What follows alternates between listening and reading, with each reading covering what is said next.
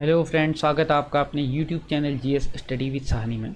तो इस वीडियो में हम देखेंगे प्रैक्टिस सेट जो प्रीवियस ईयर में पूछे गए UK PSC UK triple SC में महत्वपूर्ण प्रश्न जो आगामी जो एग्ज़ाम होने हैं इसमें इनके रिपीट होने के चांसेस बढ़ जाते हैं, क्योंकि हाल में ही जो एग्ज़ाम हुआ था जेल बंदी रक्षक का, उसमें आप लोगों ने देखा था कि प्रीवियस ईयर में जो क्वेश्चन पूछे गए थे डायरेक्ट यानी कि सीधे सीधे वही क्वेश्चन दोबारा से बहुत सारे रिपीट हुए थे। आप लोगों ने देखे होंगे, अगर आप लोग हमारे प्रैक्टिस सेट को अगर डेली देखते हैं, जितने भी प्रैक्टिस सेट हमारे द्वारा डाले जाते हैं, अगर आप उसको कंटिन्यू देखते हैं तो शायद आप लोगों का अगर वो एग्ज़ाम रहा होगा तो उसमें आपने काफ़ी अच्छा स्कोर किया होगा।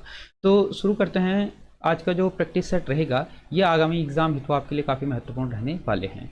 तो अगर आप लोग हमारे चैनल पर नए हैं या अभी तक आप लोगों ने हमारे चैनल को सब्सक्राइब नहीं किया है तो चैनल को सब्सक्राइब जरूर कीजिएगा, ताकि प्रत्येक वीडियो की नोटिफिकेशन आप लोगों तक आसानी से पहुंच सके और इसी चैनल के माध्यम से आपको जितनी भी नई भर्तियां आती हैं, नई विज्ञप्तियां आती हैं, उन सभी की जानकारियां आपको आसानी से देखने को मिल जाते हैं। तो इसके लिए आप चैनल को सब्सक्राइब जरूर कीजिएगा। तो शुरू करते हैं प्रैक्टिस सेट जो रहेगा। तो इसमें पहला जो प्रश्न है वह है, प्रकाश वर्ष किसका मात्रक होता है? तो आप लोगों को सभी को पता है कि प्रकाश वर्ष जो होता है वह दूरी का मात्रक होता है। तो इसका जो सही उत्तर हो जाएगा ऑप्शन ए, इसका सही उत्तर हो जाएगा। दूरी का मात्रक होता है प्रकाश वर्ष। यानी कि एक प्रकाश वर्ष वह दूरी होती है जो प्रकाश अपने निर्वात यानी कि अपने पथ में एक वर्ष में दूरी पूरा करती है। ठीक हो गया। लगभग एक प्रकाश वर्ष बराबर होता है कि 95 खरब किलोमीटर। ठीक हो गया। यानी कि एक प्रकाश वर्ष बराबर होता है 95 खरब किलोमीटर बराबर एक प्रकाश दूरी होती है। प्रकाश दूरी का मतलब होता है यानी कि जो प्रकाश है वह एक वर्ष में जितनी दूरी तय करती है। तो प्रकाश वर्ष का मतलब होता है दूरी, यानी कि मात्रक जो होता है इसका दूरी होता है। ऑप्शन क इसका हो जाएगा सही उत्तर। उसके बाद है, किसने कहा तिलक भारतीय अशांति के जनक हैं? तो तिलक भारतीय अशांति के जनक है, यह कथन जो कहा वह कहा था वी चिरोल के द्वारा। ठीक हो गया। तो ऑप्शन हो जाएगा इसका सही उत्तर ऑप्शन ख, कि वी चिरोल के द्वारा कहा गया था कि जो तिलक हैं यह भारतीय अशांति के क्या हैं, जनक हैं। और जो इन्होंने यह वर्ड यूज किया था तिलक के लिए वह किया था अपनी पुस्तक इंडियन अनरेस्ट में। ठीक हो गया। तो कभी कभी पूछ देता है कि इंडियन अनरेस्ट पुस्तक के लेखक कौन है, तो वह कौन है? वी चिरोल ही उसके क्या हैं, लेखक हैं। या पूछ देगा कि वी चिरोल के द्वारा लिखित वह कौन सी पुस्तक है जिसमें तिलक को अशांति का जनक कहा गया है, तो वह किस में कहा गया है? इंडियन अनरेस्ट में। तो इसको भी आप याद कर लीजिएगा। उसके बाद अब जैसे कि आप लोग देख ही रहे हैं कि वर्तमान में अब जो यूके पीएससी या यूके ट्रिपल सी का जो पैटर्न है वह क्या हो गया, काफ़ी चेंज हो गया है। या यानी कि जो उसमें अब आप लोगों को क्वेश्चन देखने को मिलेंगे इस प्रकार से देखने को मिल रहे हैं अधिकतर क्वेश्चन। ठीक हो गया। यानी कि पहले क्या होता था कि वन लाइनर फॉर्म में वो पूछ देता था, तो अभी के टाइम में क्या हो गया है कि उसका थोड़ा लेवल चेंज हो गया है, यानी कि उसके जो क्वेश्चन पूछने का तरीका है वह चेंज हो चुका है। तो उस हिसाब से भी हमने इसमें क्वेश्चन रखे हुए हैं। तो इसमें क्या दिया गया है कि सूची 1 का मिलान सूची 2 से कीजिएगा। जैसे इसमें तहसीलों के नाम दिए गए हैं और जिलों के नाम दिए गए हैं। तो इसको हम जैसे देखते हैं, जैसे कालसी, कालसी ये कहाँ पड़ता है? ये पड़ता है देहरादून में। तो ऑप्शन चौथा हो जाएगा पहले का। दूसरा है कि कर्णप्रयाग, तो कर्णप्रयाग जो है ये कहाँ पर है? ये है चमोली में। तो इसका हो जाएगा दूसरा। उसके बाद गो का क्या है? खटीमा, खटीमा कहाँ पड़ता है? ये पड़ता है उधम सिंह नगर डिस्ट्रिक्ट में। और उसके बाद श्रीनगर, श्रीनगर पड़ता है कहाँ? पौड़ी गढ़वाल में। तो पहले का चौथा, दूसरे का तीसरा, तीसरे का दूसरा और चौथे का पहला। तो इसका ऑप्शन हो जाएगा सही उत्तर को। उसके बाद अगला प्रश्न है, पिन का पूरा नाम है। तो कभी कभी आप लोगों को देखने को भी मिलता होगा कि जो पिन जो होता है, यानी कि जो पोस्ट ऑफिस में आप लोग देखते होंगे कि 6 नंबरों का जो पिन होता है, तो उसका जो पूरा नाम होता है वह क्या होता है? पोस्टल इंडेक्स नंबर होता है। ठीक हो गया। यानी कि पिन का जो पूरा नाम होता है पोस्टल इंडेक्स नंबर, इसका क्या होता है? फुल फॉर्म होता है। तो ऑप्शन हो जाएगा घ इसका सही उत्तर, किसका? पिन का। उसके बाद अगला प्रश्न है, सकलाना क्रांति संपन्न हुई थी। तो जो सकलाना क्रांति हुई थी ये कहाँ पर हुई थी? ये हुई थी टिहरी स्टेट में। यानी कि टिहरी जो राज्य था, टिहरी राज्य था, जो रियासत थी टिहरी रियासत, इस रियासत में हुआ था क्या? सकलाना क्रांति यहाँ पर हुई थी। तो ऑप्शन हो जाएगा इसका सही उत्तर ऑप्शन गो। ठीक हो गया। ऑप्शन गो इसका सही उत्तर हो जाएगा। उसके बाद अगला प्रश्न है, किसने अपना पहला प्रवचन सारनाथ में दिया था? तो जैसा कि आप लोगों ने देखा ही होगा कि महात्मा बुद्ध के बारे में आप लोगों ने पढ़ा ही होगा। तो महात्मा बुद्ध ने जो अपना पहला उपदेश दिया था ज्ञान प्राप्ति के बाद, उनके द्वारा जो पहला उपदेश दिया गया था वह कहाँ पर दिया गया था? सारनाथ में दिया गया था। तो इसका ऑप्शन हो जाएगा ऑप्शन को। ठीक हो गया। सारनाथ में इन्होंने क्या किया था? अपना पहला उपदेश दिया था अपने 5 शिष्यों को। ठीक हो गया। कभी कभी पूछता है कि इनका प्रिय शिष्य का क्या नाम था, तो इनका जो प्रिय शिष्य था उसका नाम था क्या? आनंद। उसके बाद अगला प्रश्न है, कलईदार लोहे की चादर पर इसका लेप होता है। तो जो कलईदार जो लोहा होता है उसकी चादर पे क्या किया जाता है, लेप लगाया जाता है। ठीक हो गया। तो वह जो लेप लगाया जाता है वह किसका लगाया जाता है, जस्ते का लगाया जाता है। ठीक है, जस्ता का क्या किया जाता है, इसमें लेप लगाया जाता है। तो इसका जो सही उत्तर हो जाएगा वह क्या हो जाएगा, ऑप्शन ख हो जाएगा। उसके बाद अगला प्रश्न है कि कालिदास की निम्न कृतियों में से कौन सी कृति नाटक नहीं है। यानी कि इनकी 4 कृतियां इसमें दी गई हैं जिसमें से बताया गया है कि नाटक यह किसमें नहीं है, यानी कि नाटकी जो वर्णन है वह किस में रचना में नहीं की गई है। तो उसका जो सही उत्तर हो जाएगा ऑप्शन गो, मेघदूत। ठीक हो गया। तो मेघदूत क्या है, यक्ष और मेघ के मध्य का है विरह व्यथा का क्या किया गया है, इसमें वर्णन किया गया है। किसके मध्य, यक्ष और मेघ के मध्य। ठीक हो गया। तो कभी कभी प्रश्न आपको ऐसे भी घुमा के पूछ देगा कि यक्ष और मेघ का जो संवाद है, जो विरह है, वह किसके माध्यम से दर्शाया गया है, या किस में दिखाया गया है, या किस में उसका वर्णन किया गया है। तो किस में किया गया है, मेघदूत में किया गया है। ठीक हो गया। यह नाटक नहीं है। ठीक हो गया। अन्य क्या है, इससे नाटक है। उसके बाद अगला प्रश्न है, निम्न में से कौन सा जलवायु विषयक नियंत्रण अत्यंत महत्वपूर्ण है। तो जलवायु विषयक जो नियंत्रण है वह अत्यंत महत्वपूर्ण है पूछा। तो वह अत्यंत महत्वपूर्ण जो होता है वो कहाँ पर होता है, अक्षांश में होता है। तो ऑप्शन हो जाएगा इसका सही उत्तर ऑप्शन को। उसके बाद अगला प्रश्न है, आम्र वर्षा क्या है। तो आम्र वर्षा जो है वह कर्नाटक और केरल में पूर्वी मानसूनी वर्षा को क्या कहा जाता है, आम्र वर्षा कहा जाता है। ठीक हो गया। किसको, कर्नाटक और केरल में पूर्वी मानसून जो आता है कर्नाटक और केरल वाले क्षेत्र में, तो उसी को क्या कहा जाता है, आम्र वर्षा कहा जाता है। तो ऑप्शन क हो जाएगा इसका क्या सही उत्तर।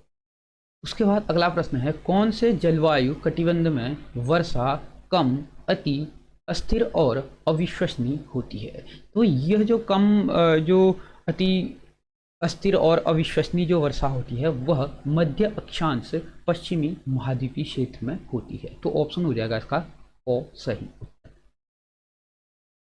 उसके बाद है अगला प्रश्न है, किस प्रकार की जलवायु वर्गीकरण योजना वनस्पति पैटर्न को प्रमुख घटक के रूप में उपयोग करती है।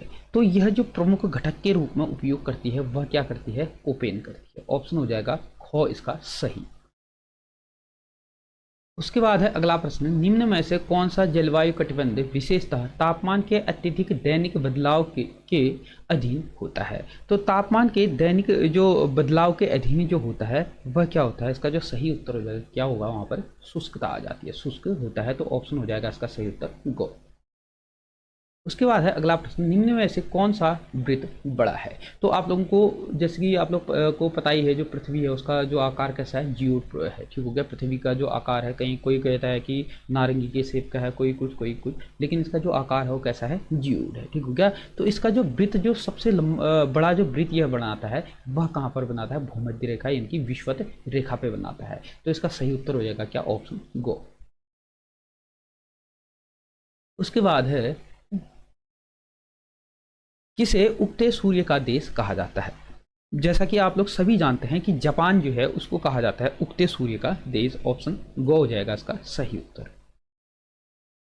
उसके बाद है अगला प्रश्न, अंतर्राष्ट्रीय न्याय अधिकरण का अधिष्ठान कहाँ है। तो अंतर्राष्ट्रीय न्यायालय अधिकरण का जो अधिष्ठान है वह कहाँ पर है, इसका जो सही उत्तर हो जाएगा वह है द हेग। ठीक हो गया। यानी कि हेग में है। और अगर बात करें, कभी कभी पूछ देता है कि अंतर्राष्ट्रीय न्यायालय की जो स्थापना हुई है वह कब हुई थी। तो जून 1945 में इसकी स्थापना होती है। कब होती है, जून 1945 में होती है अंतर्राष्ट्रीय न्यायालय की स्थापना। ये भी आप लोग याद कर लीजिएगा। अगर आप लोगों ने अंतर्राष्ट्रीय संगठन से संबंधित वीडियोस नहीं देखी हमारी तो आप प्लेलिस्ट में जाकर के उनको भी देख सकते हैं।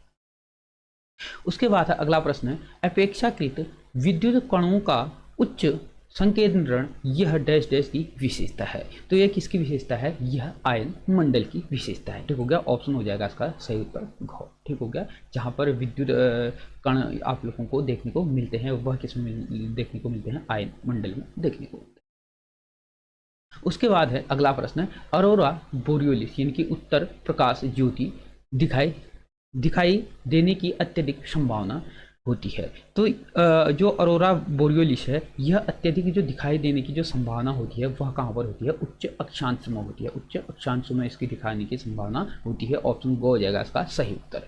अब इसको थोड़ा समझते हैं। एक तो होता है अरोरा बोरियोलिस और एक होता है अरोरा ऑस्ट्रेलिस। तो क्या होता है कि जो सूर्य की किरणें, ठीक हो गया, सूर्य की ऐसी हार्मफुल किरणें होती हैं जो कभी कभी क्या होती हैं कि हमारे पृथ्वी के आसपास क्या होती है, आप लोगों को चमकता हो मतलब निकलती है। जैसे सूर्य से जो हार्मफुल किरणें होती है वो निकलती है, तो क्या होता है कि हमारे जो पृथ्वी है, पृथ्वी के चारों ओर क्या है? वायुमंडल है। जब इस वायुमंडल के समक्ष ये आती हैं तो वायुमंडल से क्या हो जाती हैं? विचलित हो जाती हैं। अगर ये उत्तर में उत्तरी ध्रुव की ओर अगर देखने को मिलती है, यानी कि आप लोगों को तेज रोशनी जैसी देखने को मिलती होगी, तो वहाँ पर अगर ये उत्तरी ध्रुव की ओर जाती है तो यहाँ पर होता है, इनको कहा जाता है अरोरा बोरियोलिस। अगर यही दक्षिणी ध्रुव की ओर अगर जाती हैं तो इनको कहा जाता है अरोरा ऑस्ट्रेलिस। ठीक हो गया, इसको भी आप समझ गए होंगे।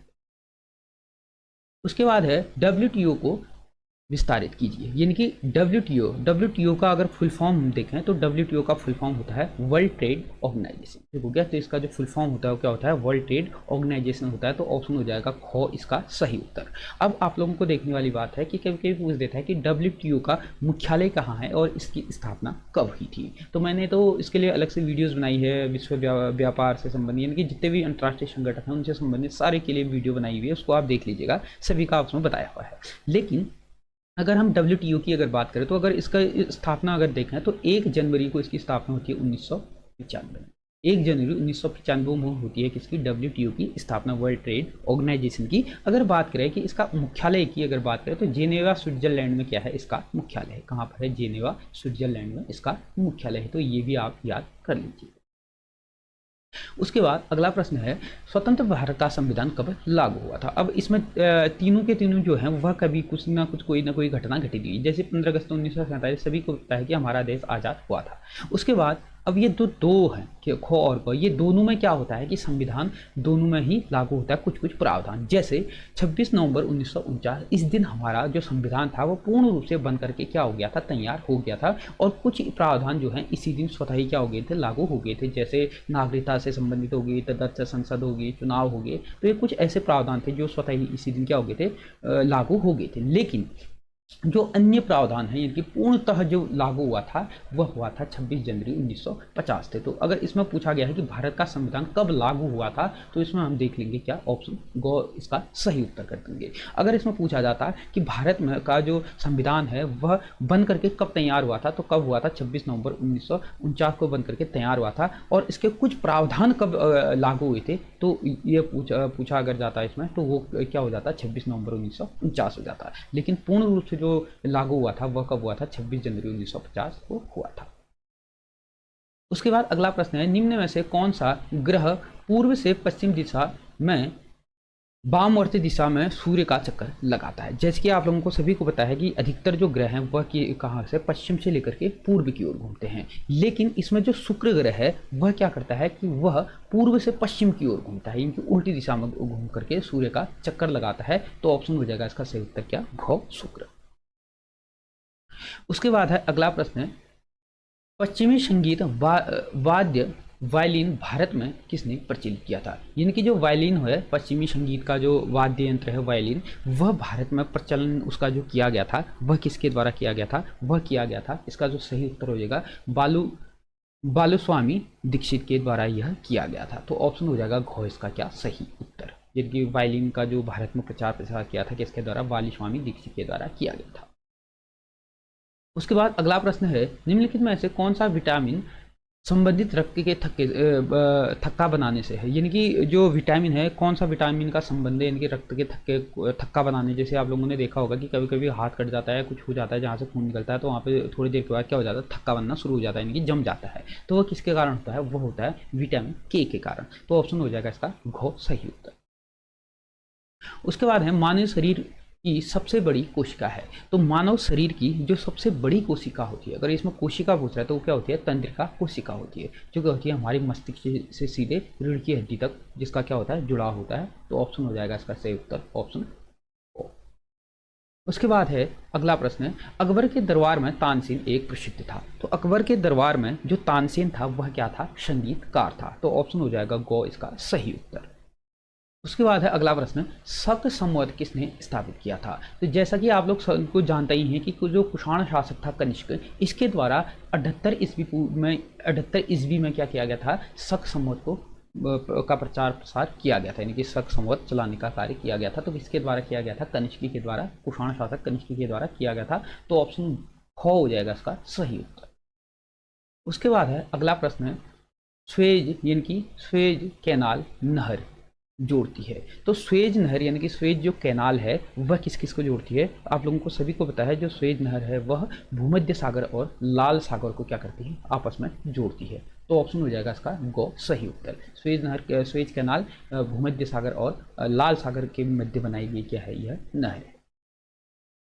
उसके बाद अगला प्रश्न है, उत्तराखंड विधानसभा में सदस्य जनता द्वारा चुने जाते हैं। तो आप लोगों को सभी को होता है उत्तराखंड में कितनी सीटें हैं विधानसभा की, 70 सीटें हैं। पहले क्या होता था, एक एंग्लो इंडियन भी मनोनीत किया जाता था, लेकिन 104वां संविधान संशोधन 2019 से यह क्या कर दिया गया है, अब समाप्त कर दिया गया है। वर्तमान में क्या है कि अब सिर्फ निर्वाचित सदस्य ही यहाँ पर चुने जाते हैं।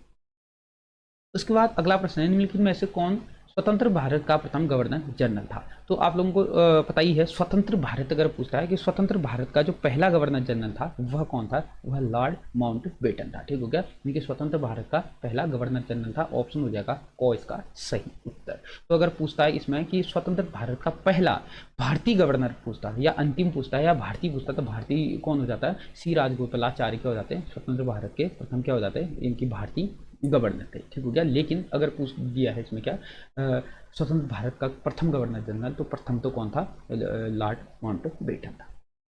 उसके बाद अगला प्रश्न है, मालवी चमत्कार एक प्रजाति है। तो जो मालवी चमत्कार है यह किसकी प्रजाति है, अरहर की प्रजाति है। ऑप्शन हो जाएगा ख इसका सही उत्तर।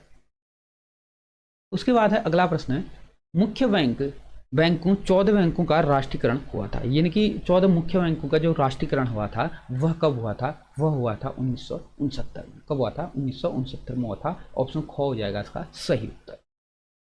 उसके बाद अगला प्रश्न है, निम्नलिखित में से किस वर्ष भारत सरकार द्वारा केंद्रीय गंगा प्राधिकरण का गठन किया गया था। तो केंद्रीय गंगा प्राधिकरण का अगर गठन की बात करें तो गठन इसका कब हुआ था, इसका गठन होता है 1985 में। तो ऑप्शन हो जाएगा गो इसका सही उत्तर। उसके बाद अगला प्रश्न है, गीतांजलि का अंग्रेजी संस्करण प्रकाशित हुआ था। तो गीतांजलि का जो अंग्रेजी संस्करण जो प्रकाशन हुआ था वह 1912 में हुआ था। तो ऑप्शन हो जाएगा ख इसका सही उत्तर। उसके बाद अगला प्रश्न, निम्नलिखित में से किसे झीलों की वाटिका कहते हैं। तो झीलों की वाटिका जो कहा जाता है वह कहा जाता है किसे, फिनलैंड को। ठीक हो गया, फिनलैंड को झीलों की वाटिका कहा जाता है। तो ये भी आप देख लीजिए।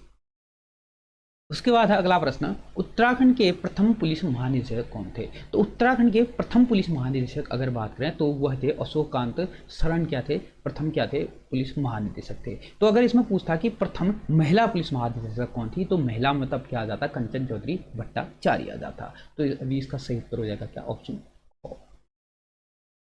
उसके बाद अगला प्रश्न है, वह प्रथम महिला कौन थी जिसने द्रोणाचार्य पुरस्कार से सम्मानित किया गया। तो इनकी पहली महिला थी जिसको क्या किया गया था, द्रोणाचार्य पुरस्कार से सम्मानित किया गया था। तो वो कौन सी, हंसा शर्मा थी। तो ऑप्शन हो जाएगा क इसका सही उत्तर। उसके बाद है अगला प्रश्न, एक बृहद प्रदेश के लंबी अवधि की मौसम परिस्थितियां और उसके बदलाव के कुल जोड़ को कहा जाता है। तो इसके कुल जोड़ को जो कहा जाता है वह क्या कहा जाता है, इसे जलवायु इसको कहा जाता है। तो ऑप्शन हो जाएगा ख इसका सही उत्तर। तो ये थे कुछ चुनिंदा महत्वपूर्ण प्रश्न। तो ये आगामी एग्जाम के लिए आपको क्या हो जाएंगे, काफ़ी हेल्पफुल हो जाएंगे अगर आप लोग कंटिन्यू हमारी वीडियोज़ को देखते हैं। तो वीडियो अगर आप लोगों को अच्छी लगती है तो वीडियो को लाइक शेयर सब्सक्राइब जरूर कीजिएगा। धन्यवाद।